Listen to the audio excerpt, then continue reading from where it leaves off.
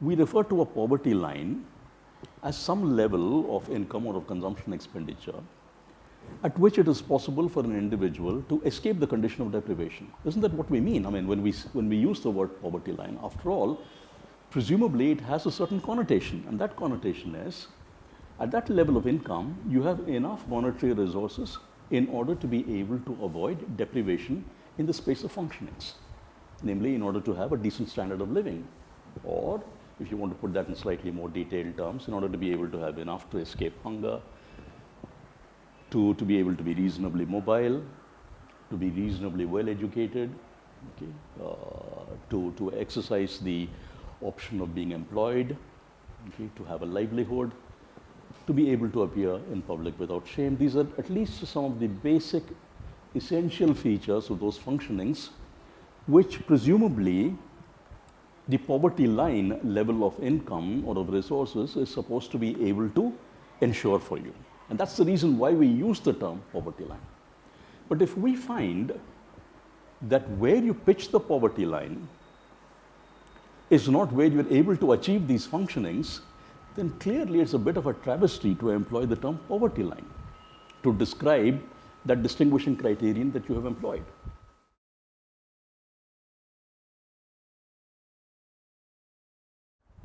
What the Planning Commission actually did, and with some modifications the Tendulkar Committee did subsequently, is a matter of some interest. What they did was something very simple. Let me put that to you very simply. Way back in the and this was in fact endorsed by an expert group called the Poverty Group, which was set up by the Planning Commission in 1993. What they did was, you see, in India we do not have systematic data on the distribution of income. What we do have are data on the distribution of consumption expenditure. And from 1972 onwards, the National Sample Survey Office of the Central Statistical Organization has been bringing out quinquennial surveys, that is five yearly surveys on the distribution of consumption expenditure, separately for the rural areas and the urban areas and for each state of the Indian Union. Now, what they actually did was the following. As you might imagine, if you take grouped data on the consumption of calories and you plot it across average consumption expenditure, you're going to get a rising graph, which simply means to say that as the average level of consumption expenditure increases, on average, consumption of calories is also going to increase. Okay. Now, supposing you postulate some level of calorific adequacy as a norm.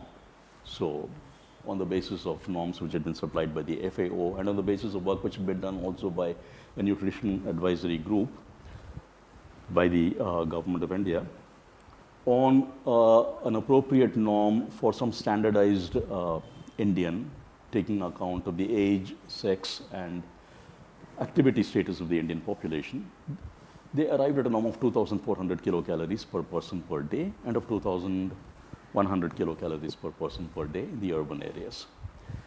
Now, you already have this graph which you have generated from macro data on the relationship between calorific consumption and consumption expenditure. Now, all you have to do with this graph is you just read off the consumption expenditure level corresponding to that 2,400 kilocalories norm, and then you say, okay, this is what we will use as the poverty line. And with some breathtaking accuracy, they arrived at 49 rupees and 49 paisa as the poverty line for the rural areas and of 56 rupees and 56 paisa for the urban areas. Right. Now, if there is any merit at all in this, and I'm going to say there is no merit in this procedure, and I'll tell you why. But before I proceed with that, what you ought to do, supposing this is how you fix the poverty line for 1973-74, you ought to repeat the same exercise for 77, 78, 5 years down the line, right? And then for 1983 and for all subsequent rounds. In each of those years, you generate this graph of calories as a function of consumption expenditure and read off the consumption expenditure level at which the norm is actually met. But that's not what they did. They took the 1973-74 poverty line as the reference poverty line and simply applied a certain price index to update that poverty line to subsequent years. So now that is equivalent in a logical sense to doing the following. You find out what is the actual composition of consumption at the poverty line in 73-74 in terms of goods. food and non-food items. So you know the quantities of each of a variety of food and non-food items that are being consumed at the poverty line. You simply revalue that consumption bundle at contemporary prices in order to get a new poverty line. Okay, so this is what they're doing. So a fundamental rule of measurement is that there is some space in which the norm or the standard employed for measurement is invariant. Okay. So you must have invariance of the standard which you employ in some appropriately specified space of measurement. Now, what the Planning Commission has done is to use the consumption bundle as serving the required notion of invariance. Okay. So you're using some notion in the space of resources. In the space of resources. Now, what does the World Bank do when they talk about $1 a day poverty line? They're using some level of per capita income, which happens to be one purchasing power parity dollar per person per day. You keep that invariant. Now, you seem to actually have elevated to the status of a virtue what is in fact a pretty dubious thing to do. You claim that in order to preserve the rule of invariance of the standard of poverty measurement in the space in which you're undertaking that measurement, you fix the commodity bundle or you fix the level of real income.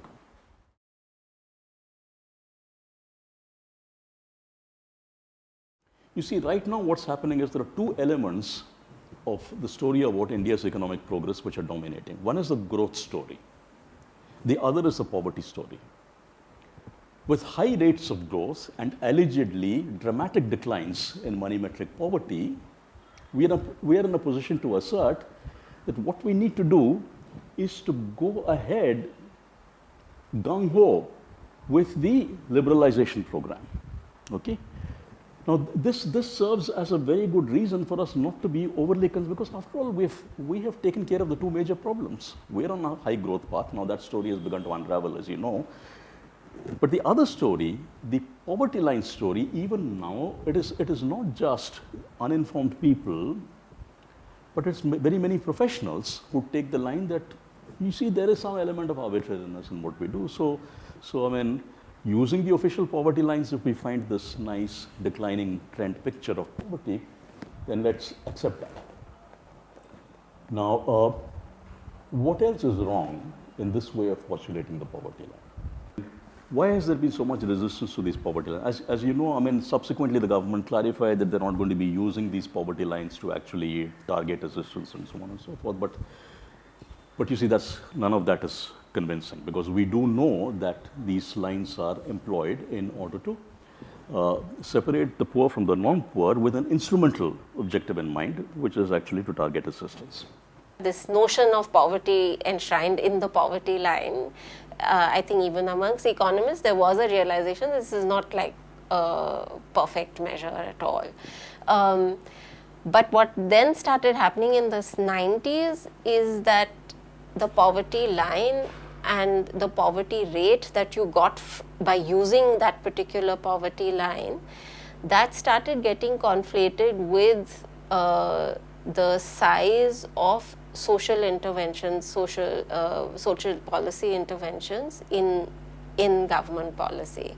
So they said, okay, if Bihar has 50%, a poverty rate of 50%, that means 50% of the population needs subsidized housing, 50% of the population needs subsidized food, 50% of the population needs subsidized healthcare, and the non-poor don't need it.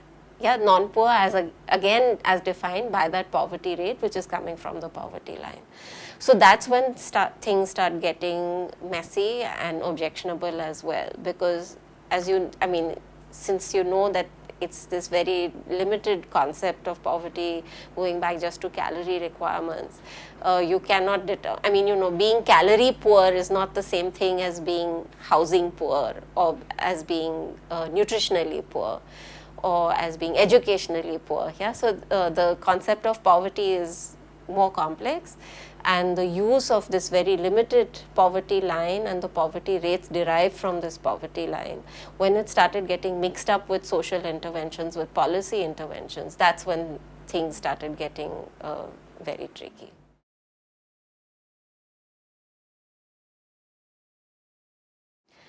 I think at that time and even now, the purpose really should be to try and see what are the levels of poverty, like defined in this very restricted way, and also and to carry out comparisons over space and over time.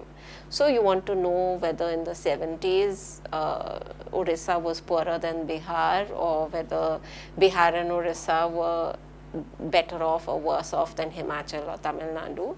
And for that purpose, the poverty line designed in this particular way would still be a useful concept.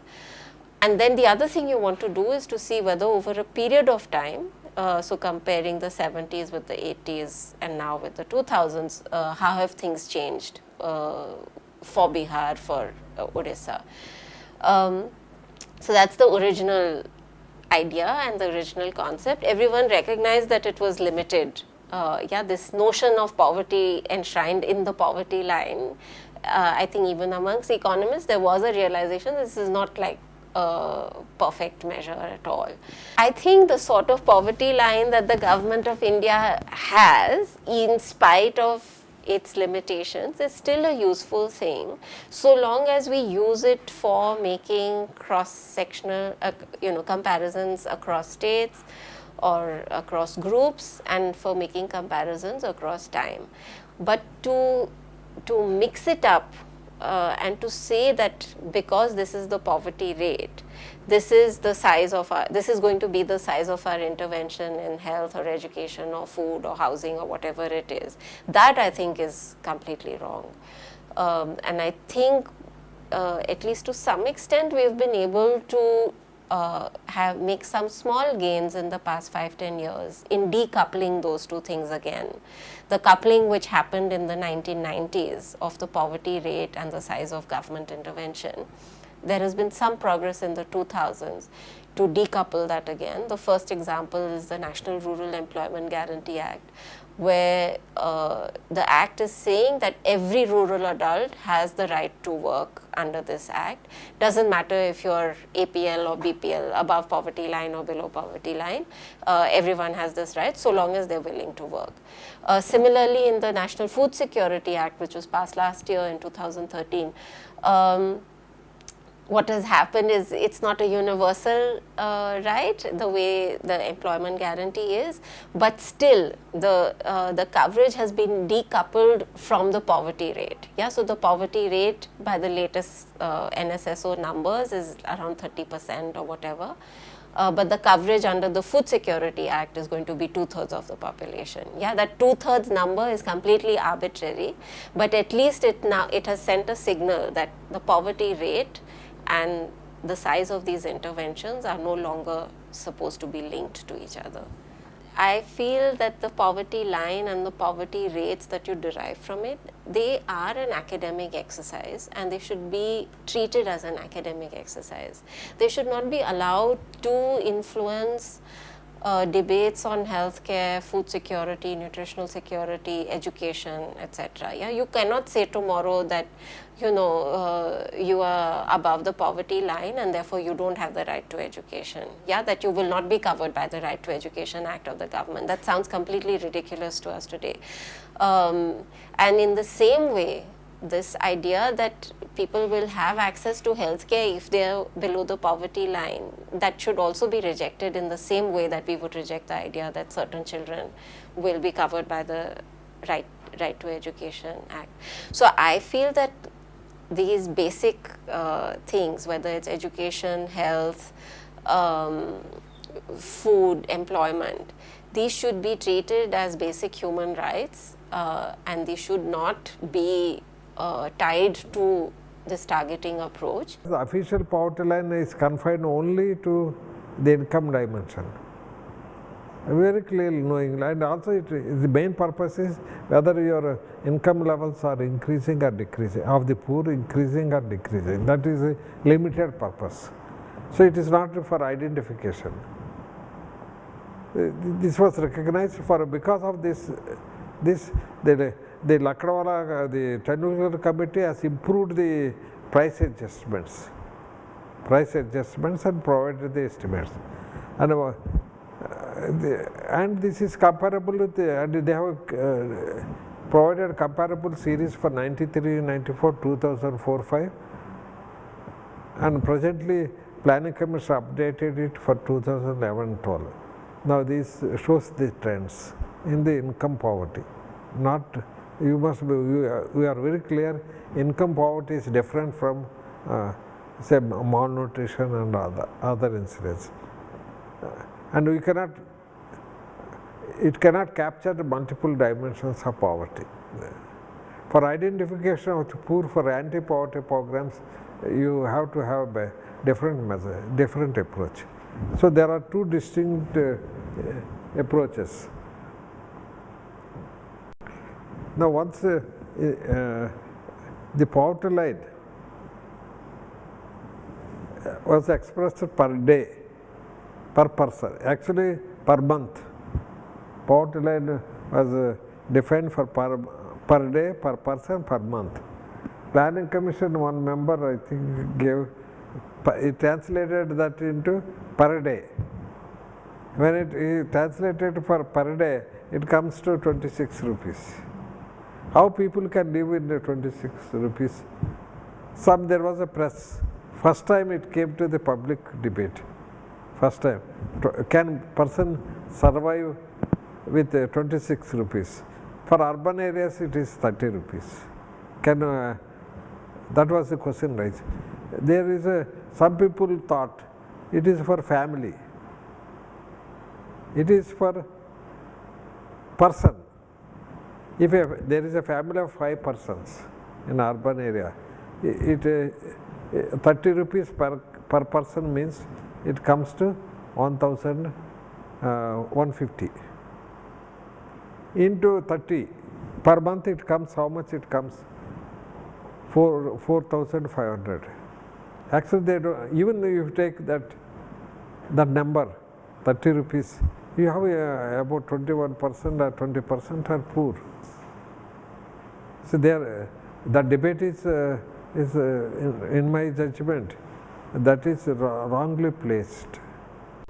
Now that time incidence of poverty may be 28. So you adjust for prices and arrive for 2011, 12. Then it will fall. Now rate of fall is important. Over time whether there has been a decline in poverty, percentage point decline. So long as you are interested whether there is an improvement or not, poverty line can serve a purpose and the level may not matter much. Where do you fix? But if you want to fix the absolute number of poor for giving subsidized rice, it matters. Where do you fix? But we are very, and the Tendulkar committee is very clear. It is even Lakdawala committee also is very clear that income poverty is different from multidimensional poverty. And for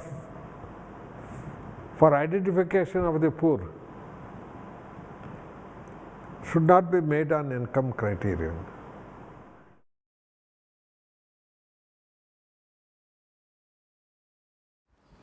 So in the limit, if you want to be really kosher, really orthodox, if you want to be conceptually sound, you ought to have one poverty line for each person. All right? Now that's not within the realm of practical politics.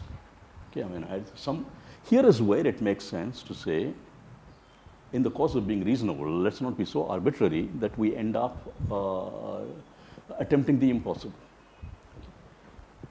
So let's then look for some slightly greater, lesser order of differentiation. Not let us say at the level of each person, but say spatially. Let's at least say that each district in the Indian Union ought to have a poverty line of its own. Now there are upward of 600 districts in India. The mountain heaved and out came a rat for one poverty line. Do you imagine that it's going to be easy to come up with 600 poverty lines? If it's going to be practicable at all, then what you need to do is to spend a lot of time and effort and energy and money on the setting up of a separate Poverty Monitoring and Tracking Bureau as, say, an adjunct to the Planning Commission to actually plan this job. I mean, every once in 5 years, you do reasonably detailed back-of-the-envelope calculations of the type that I've said. You specify a list of functionings on which we can all achieve a certain measure of consensus. You specify some reasonable minimal level of resources which are needed to address each of these requirements in functioning space in money metric terms. You add up all of these costs and you arrive at an aggregate cost for, say, each district. Now, whether you're talking about the rural areas or the urban areas, if you do a district-wise analysis, and there might be a case for even finer differentiation, even as between taluks, because I mean there is an enormous amount of heterogeneity in urban units, right? And if the whole purpose of estimating poverty at one level, if the processional meaning of poverty estimates resides precisely in this heterogeneity, then what service are you doing to it by this artificial homogenization? Okay? So the question that you ask is very well taken. I'm saying even if you do set up an independent monitoring bureau of this nature, they're up against a very large task, a very, very large task.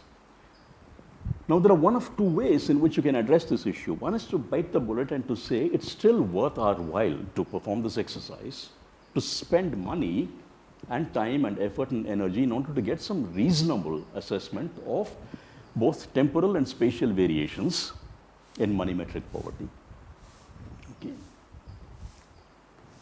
Or else to recognize that you have a fundamental dilemma which is confronting you, which is the following: that you can take recourse to some simple formula such as $1 a day because it sounds good, and then come up with a rationalization after the event, or with something like 32 rupees per person per day or whatever, and then come up with a rationalization again after the event. You can do that in the interests of practical convenience, while sacrificing any kind of conceptual clarity.